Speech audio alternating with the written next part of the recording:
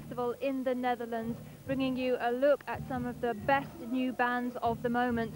And coming up next, we have Tool, and I'm joined by Maynard from the band. Now, Maynard, thanks for taking time out to talk to us today. Maybe you could start a little bit talking about touring. You've been doing Lollapalooza and some shows across Europe. How's that been going? We've been on the road for about 3 months now, on and off in Europe and in the United States. It's been kind of like one great big crab steak smothered in dictators. I saw you playing today, and certainly for you, I would imagine that playing live gigs, it's like an emotionally draining experience. You're so into it. Are you just like really concentrating 100%? I can only really do one thing at a time, so that's why I look so intense and concentrating. So I can't really chew gum and walk at the same time. So. No, but how do you feel when you come off stage? Are you just like emotionally drained, or do you feel kind of, is it like therapy? Sure. Therapy. Okay. Can we go back a little bit to the earlier days of the band, because you formed in Los Angeles in the late 80s when that whole glam thing was happening. Was it like an antithesis to that whole scene? Actually, we formed right around in 90 sometime, I think, late 89, 90, and we didn't really have much to do with the glam scene at all. We hadn't really planned on getting a record deal. We just wanted to kind of play around in clubs and kind of get some frustrations out and continue doing what menial jobs we had, and it just kind of took out from underneath us, and here we are. Okay, now I don't think it's been very well documented, but when you first got the band together, there was a particular book that inspired you about the study of human pain. Could you tell us a little bit about that? It's a book written in the late 40s by a guy named Ronald P. Vincent, and the best active explanation I could give is just what you hear on the records. You know, that's kind of like an example, you know, a practical application of those kind of principles. We're actually going to release the book, and we were in the process of releasing it when a family member showed up and gave us a cease and desist letter, because we didn't think there was a copyright holder anymore. We thought that he had no family left, and we couldn't find a copyright. And we're going through litigation now to actually prove that this person is in fact family, and if in case she's not, then we can just release the book, and if she is, we need to buy her out, because I don't think she has any cash at all to really put the book out, and I think it really needs to be out there.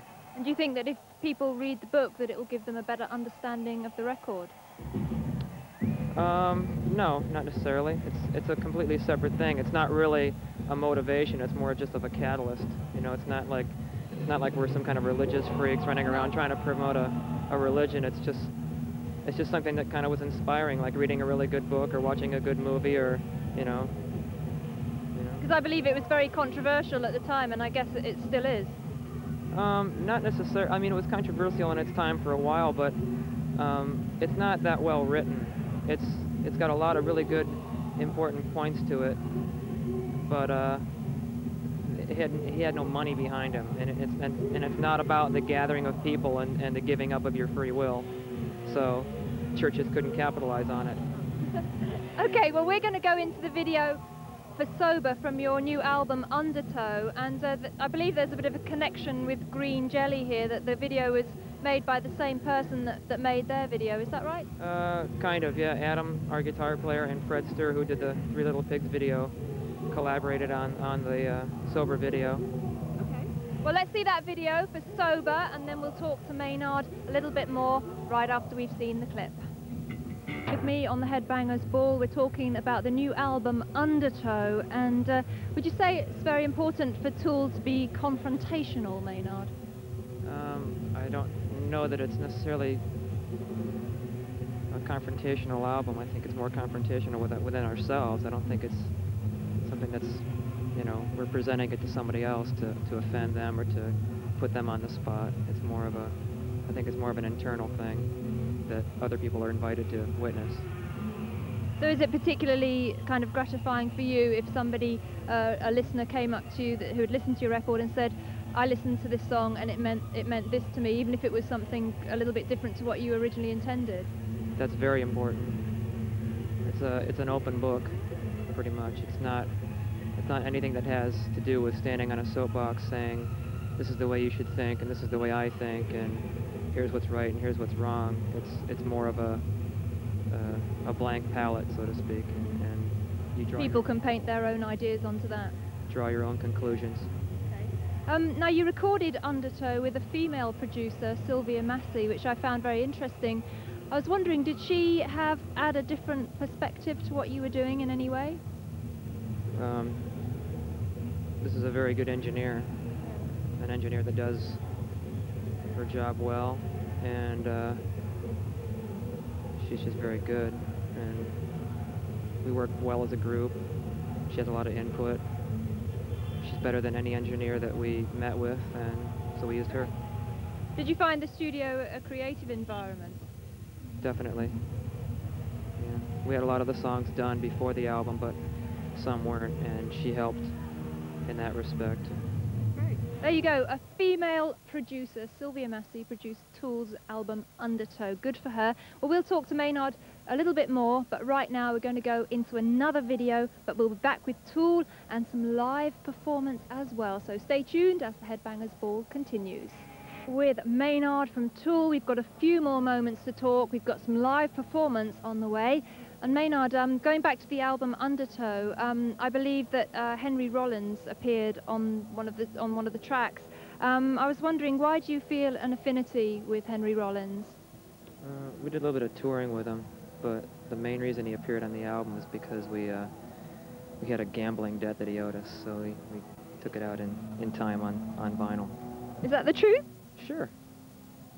Because I was wondering if he has a very strong message as well about making the most of yourself and stuff like that. I wondered if you felt an affinity to that side of things. Well, that's initially how we ended up getting to tour with him, because it's similar attitudes, but what actually happened was we were at a place called the Anaconda in Santa Barbara and doing some, poker, and he kept bluffing on bad hands, and we, of course, kept calling him, and he got into about $3,000 in debt with us, and rather than having him sign over an IOU, we had him go ahead and just sing on the record. There you go. Okay. So very quickly now, Maynard, what are the plans for Tool over the next few months? We're going to be running around Europe for about 2 months, and then we're going to go back to LA and dodge bullets and write songs.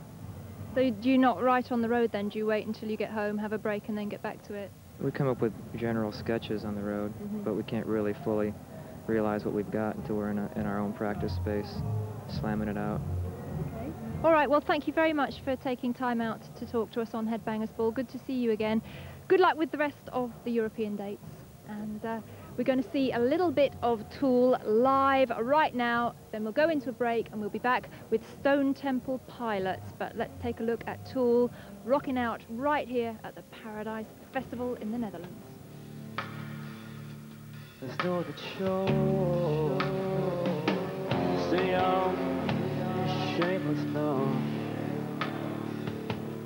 nameless now, nothing now,